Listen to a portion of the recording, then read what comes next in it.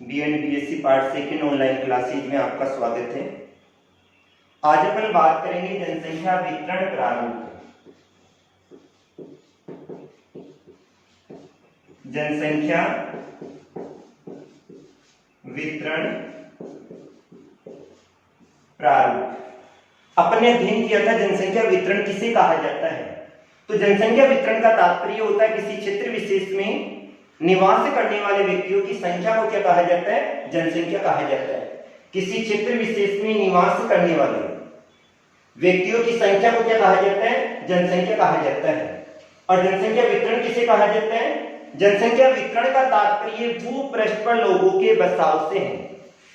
जनसंख्या वितरण का तात्पर्य भूपृष्ठ पर लोगों के बसाव से है, अर्थात धरातलीय क्षेत्र पर लोगों का वितरण किस प्रकार पाया जाता है। अब अपन ने संपूर्ण विश्व का अध्ययन किया था, और जब संपूर्ण विश्व का अध्ययन किया तो कहीं पर लोग अधिक निवास करते हैं, कहीं पर लोग कम निवास करते हैं। अर्थात संपूर्ण पृथ्वी का अध्ययन करें तो संपूर्ण पृथ्वी के क्षेत्रफल का अध्ययन करें तो क्षेत्रफल कितना है, 13.6 करोड़ वर्ग किलोमीटर है। कितना हो गया, 13.6 करोड़ वर्ग किलोमीटर है। इस पे कितने लोग निवास करते हैं, तो इसमें निवास करने वाले लोगों की संख्या कितनी है, 613.7 करोड़ व्यक्ति यहाँ पर क्या करते हैं, निवास करते हैं। संपूर्ण पृथ्वी के क्षेत्रफल का अध्ययन किया तो 13.6 करोड़ वर्ग किलोमीटर जो क्षेत्रफल है इस पे कितने लोग निवास कर रहे हैं, 613.7 करोड़ व्यक्ति पृथ्वी के धरातल पे निवास करते हैं। अर्थात संपूर्ण विश्व के घनत्व का अध्ययन करें तो संपूर्ण विश्व का घनत्व निकल के कितना आ जाएगा, 118 व्यक्ति प्रति वर्ग किलोमीटर आ जाएगा। कितना आ जाएगा, 118 व्यक्ति प्रति वर्ग किलोमीटर आ जाएगा। इसमें भी अपन अध्ययन करें तो अंटार्कटिका महाद्वीप है, यह अंटार्कटिका महाद्वीप को क्या कहा जाता है, जनशून्य महाद्वीप कहा जाता है। जनशून्य महाद्वीप क्यों कहा जाता है, क्योंकि यहाँ पर एक भी व्यक्ति निवास नहीं करता है, और निवास नहीं करने के कारण से इसे क्या कहा जाता है, जनशून्य महाद्वीप कहा जाता है। अब जब संपूर्ण विश्व का अध्ययन करें तो संपूर्ण विश्व के आधार पे जनसंख्या वितरण प्रारूप को अपन दो भागों में बांटते हैं, और ये वाले दो भाग, एक तो अपना आता है वास्तविक क्षेत्र,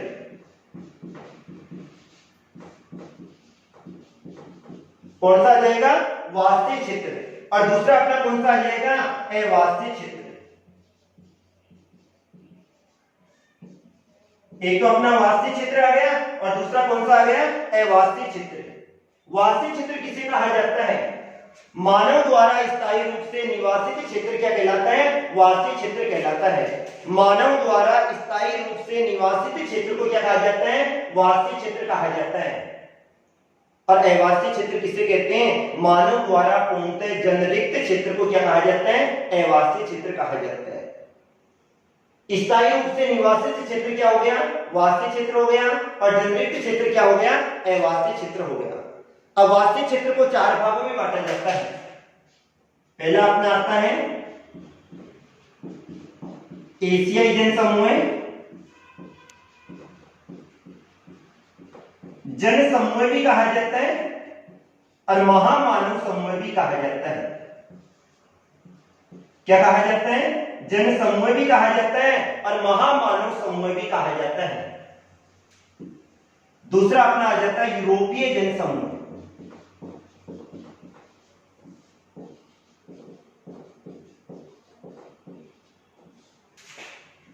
तीसरा आ जाएगा अमेरिकन जन समूह,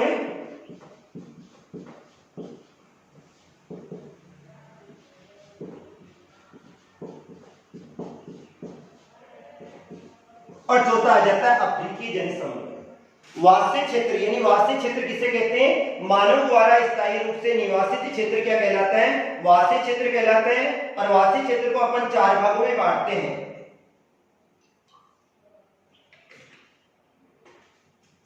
ये चार भाग कौन कौन से हैं, पहला तो आ जाता है एशियाई जनसमूह, दूसरा यूरोपीय जनसमूह, तीसरा अमेरिकन जनसमूह, और चौथा आ जाता है अफ्रीकी जनसमूह।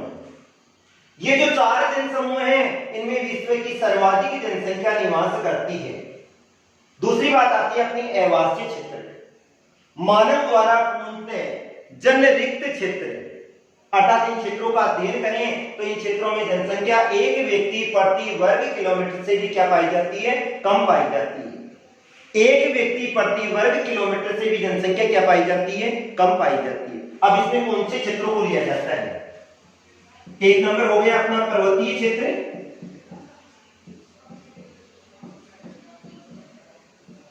दूसरा हो गया ध्रुवीय क्षेत्र, पर्वतीय क्षेत्र हो गया, ध्रुवीय क्षेत्र हो गया, विषुवत रेखीय वन प्रदेश हो गया, और चौथा आ जाता है अपना मरुस्थलीय क्षेत्र।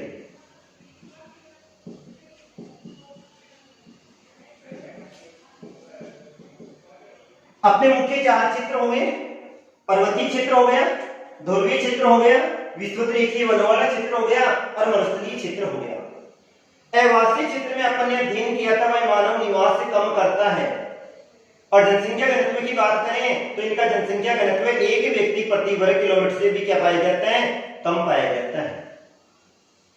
अब इसमें पर्वतीय क्षेत्रों में अनुकूल दशा कम पाई जाती है तो लोग कम निवास करते हैं, ध्रुवीय क्षेत्रों में भी कम दशाएं कम पाई जाती है, अतः यहाँ भी लोग कम निवास करते हैं।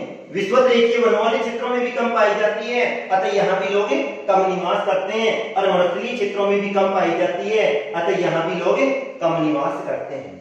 जबकि विश्व की अधिकांश जनसंख्या कौन कौन से जनसमूह में निवास कर रही है?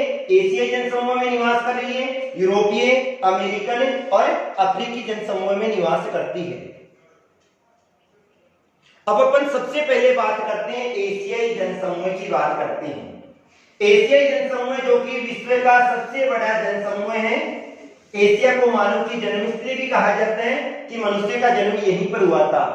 वर्ष 2001 की जनगणना के तहत अध्ययन करें तो यहाँ पर 372 करोड़ व्यक्ति निवास करते हैं। 372 करोड़ व्यक्ति निवास करते हैं, और वर्तमान का अध्ययन करें तो यहाँ पर 430 करोड़ व्यक्ति निवास कर रहे हैं। वर्ष 2001 की जनगणना के अनुसार यहाँ पर 372 करोड़ व्यक्ति निवास कर रहे थे, और वर्तमान का अध्ययन करें तो कितने व्यक्ति निवास कर रहे हैं? 430 करोड़ व्यक्ति निवास कर रहे हैं। अर्थात पहला स्थान किसका आता है? चीन का आता है, और दूसरा स्थान किसका आता है? भारत का आता है। और दोनों के दोनों कहां पर स्थित है? एशियाई जनसमूह में स्थित है। अर्थात जनसंख्या के आधार पे पहला स्थान चीन का आ रहा है, और चीन में 127.3 करोड़ व्यक्ति निवास कर रहे हैं। कितने? 127.3 करोड़ व्यक्ति निवास कर रहे हैं, जबकि भारत में 102.7 करोड़ व्यक्ति। अपन बात कर रहे हैं वर्ष 2001 के अनुसार बात कर रहे हैं, तो वर्ष 2001 के अनुसार चीन में 127.3 करोड़ व्यक्ति निवास कर रहे थे, वहीं पे भारत में 102.7 करोड़ व्यक्ति निवास कर रहे हैं।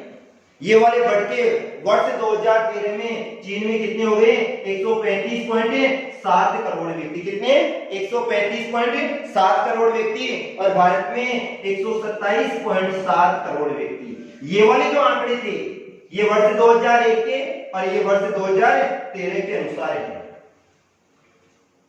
तो सर्वाधिक जनसंख्या कहां निवास कर रही है? चीन में, और चीन का अध्ययन करें तो वर्ष 2001 के अनुसार 127.3 करोड़ है, जो कि बढ़ के वर्ष 2013 में कितनी हो गई? 135.7 करोड़ हो गई।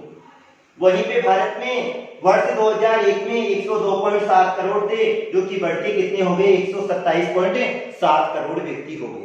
अर्थात यानी सबसे बड़ा महामानव समूह या जनसमूह कौन सा हो गया? एशियाई जनसमूह। अब विशेषताओं की बात करते हैं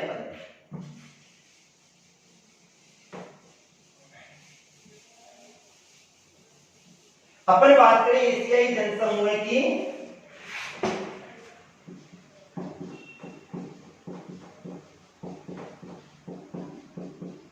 विशेषताएं, यानी इस जनसमूह की क्या क्या विशेषताएं पाई जाती है।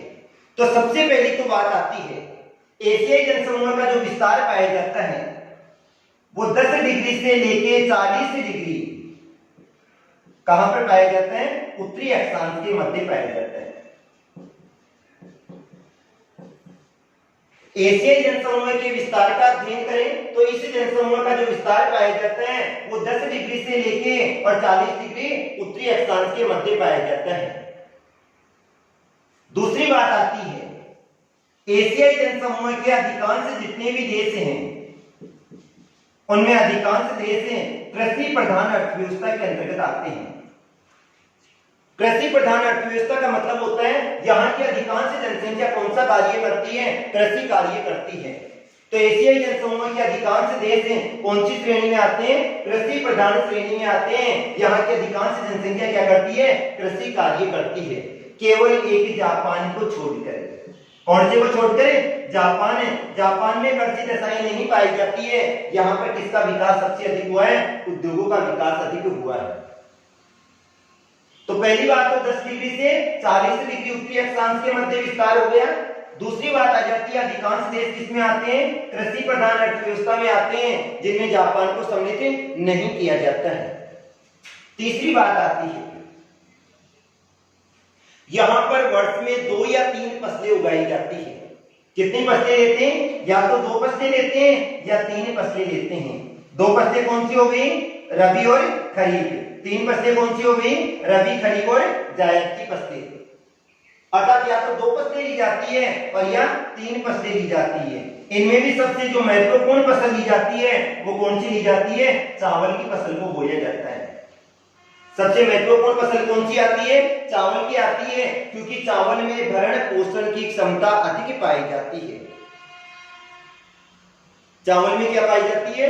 भरण पोषण की क्षमता अधिक पाई जाती है और एशिया में जनसंख्या अधिक निवास करती है। अतः खाद्यान्न की आपूर्ति किसके द्वारा की जाती है? चावल के द्वारा ही की जाती है। तो यहाँ पर अधिकांश यानी मुख्य फसल कौन सी बोई जाती है? चावल की फसल बोई जाती है। अधिकांश जनसंख्या कृषि कार्य करती है और भरण पोषण की क्षमता भी क्या पाई जाती है? अधिक पाई जाती है। इसके बाद में आता है फसलें हो गई। कौन सी फसल बोई जाती है? चावल की फसल बोई जाती है। यहाँ की जलवायु का अध्ययन करें तो यहाँ की अधिकांश जलवायु कैसी पाई जाती है? मानसूनी जलवायु पाई जाती है। एशियाई जनसमूह की जलवायु का अध्ययन करें तो यहाँ पर जलवायु कौन सी पाई जाती है? मानसूनी जलवायु पाई जाती है। और मानसूनी जलवायु का मतलब होता है जहां पर तीनों प्रकार की ऋतुएं होती है। सर्दी की ऋतु भी होती है, गर्मी की ऋतु भी होती है और वर्षा की ऋतु भी होती है। अर्थात यहाँ पर तीनों प्रकार की क्या पाई जाती है? ऋतुएं पाई जाती है। तो यहाँ पर जलवायु कैसी पाई जाती है? मानसूनी जलवायु पाई जाती है। इसके बाद में आता है यहाँ पर नदियों के द्वारा निर्मित मैदानी क्षेत्र पाए जाते हैं और उन मैदानी क्षेत्रों में कौन सी मिट्टी पाई जाती है? काप मिट्टी पाई जाती है। यहाँ के मैदानी क्षेत्रों में कौन सी मिट्टी पाई जाती है? काप मिट्टी पाई जाती है। और काप मिट्टी को उपजाऊ मिट्टी माना जाता है, जो कि कृषि की दृष्टि से, किसकी दृष्टि से? कृषि की दृष्टि से सबसे महत्वपूर्ण होती है। इसको काप मिट्टी भी कहा जाता है, जलोढ़ मिट्टी भी कहा जाता है, क्योंकि नदियां जब अपक्षय तथा अपरदन की क्रिया करती है तो लास्ट में मैदानी क्षेत्रों में प्रवेश करती है और वहां पर जो मिट्टी पाई जाती है वो मिट्टी कौन सी होती है? काप मिट्टी होती है। अर्थात यहाँ पर कौन सी मिट्टी पाई जाती है? काप मिट्टी पाई जाती है। यहाँ पर शुष्क क्षेत्र पाए जाते हैं। कौन से क्षेत्र? शुष्क क्षेत्र पाए जाते हैं। और उन शुष्क क्षेत्रों में जो कृषि की जाती है वो किसके द्वारा की जाती है? या तो कुओं के द्वारा की जाती है, तालाब या नहरों के द्वारा। कुएं हुए, नलकूप हुए, तालाब हुए या नहरों के द्वारा यहाँ पर शुष्क क्षेत्रों में क्या की जाती है? कृषि भी की जाती है। यहाँ पर सर्वाधिक जनसंख्या वो कहाँ निवास करती है? तो सर्वाधिक जनसंख्या के निवासित क्षेत्र नदियों के मैदानी क्षेत्र आते हैं और उनमें सबसे पहला तो आ जाते हैं सतलज, गंगा और ब्रह्मपुत्र का मैदान। सर्वाधिक जो जनसंख्या निवास करती है वो कहां पर निवास करती है? सतलज, गंगा और ब्रह्मपुत्र के मैदानी क्षेत्र में निवास करती है। इसके अलावा आ जाते हैं चीन वाले क्षेत्र का, यांती सिकियांग का मैदान आ जाते हैं, सिकियांग का मैदान आ जाते हैं, हांग हो बेसिन आ जाते हैं और रेड बेसिन आ जाता है। रेड बेसिन अर्थात जीचुआन बेसिन भी है। तो यहां पर जो सर्वाधिक जनसंख्या निवास कर रही है वो कहां पर कर रही है? सतलज, गंगा और ब्रह्मपुत्र के मैदानी क्षेत्र में यांगटी सिकियांग, सिकियांग, हांगो और रेड बेसिन यानी जेचुआन बेसिन वाले क्षेत्रों में निवास कर रही है। अब यहाँ की जनसंख्या घनत्व, इसमें नदियों के मैदानी क्षेत्र भी आते हैं। कौन कौन से? मैदानी क्षेत्र भी आएंगे और डेल्टाई क्षेत्र भी आते हैं। कौन से?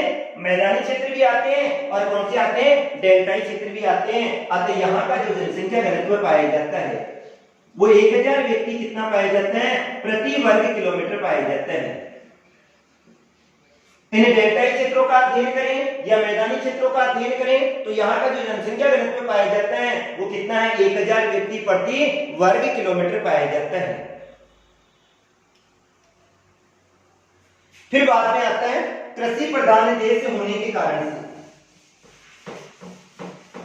अधिकांश देश कौन सी श्रेणी में आते हैं? कृषि प्रधान श्रेणी में आते हैं। और कृषि प्रधान देश होने के कारण से यहाँ की अधिकांश जनसंख्या क्या है?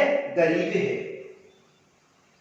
यहाँ की 70% से अधिक जनसंख्या कृषि व्यवसाय में लगी हुई है और कृषि प्रधान देश होने के कारण से यहाँ पर गरीबी अधिक पाई जाती है। अर्थात अधिकांश देश किसमें आते हैं? गरीब श्रेणी में आते हैं। यहाँ का अध्ययन करें तो फसलों का उत्पादन कौन से क्षेत्रों में अधिक होता है? एक तो सतलज, गंगा और ब्रह्मपुत्र के मैदानी क्षेत्र में होता है, यांगटी सिकियांग में होता है, सिकियांग, हांगो और रेड बेसिन इनके मैदानी क्षेत्र और डेल्टाई क्षेत्रों में कृषि का उत्पादन भी क्या होता है? अधिक होता है। यहाँ की जो सभ्यता है इस सभ्यता को चावल की सभ्यता भी कहा जाता है और काप की सभ्यता भी कहा जाता है। क्या कहते हैं? चावल की सभ्यता भी कहा जाता है और क्या कहते हैं? काप की सभ्यता भी कहा जाता है। क्यों कहा जाता है? चावल की सभ्यता तो क्यों कहा जाता है? क्योंकि यहाँ पर चावल का अत्यधिक उत्पादन होता है और चावल के अत्यधिक उत्पादन के कारण से यहाँ की सभ्यता को क्या कहा जाता है? चावल की सभ्यता कहा जाता है। यहाँ पर नदियों के द्वारा लाई गई काप मिट्टी पाई जाती है, अतः यहाँ की सभ्यता को क्या कहा जाता है? काप की सभ्यता भी कहा जाता है। अब एशिया की जलवायु कैसी थी? मानसूनी जलवायु थी। कैसी जलवायु थी? मानसूनी जलवायु। अतः एशिया को मानसूनी एशिया भी कहा जाता है। जलवायु मानसूनी होने के कारण से एशिया को क्या कहा जाता है? मानसूनी एशिया भी कहा जाता है। अर्थव्यवस्था का अध्ययन करें तो एक जापान को छोड़कर, जापान तो किसमें आता है? विकसित में आता है। किसमें आएगा? विकसित में आता है। और सारे के सारे देश कौन सी श्रेणी में आते हैं? विकासशील श्रेणी में आते हैं। जापान तो किसमें आता है? विकसित में आता है और सारे देश यानी किसमें आते हैं? विकासशील श्रेणी में आते हैं। तो ये तो थी एशियाई जनसमूह की विशेषताएं। अब बात आती है एशिया में जनसंख्या बढ़ती।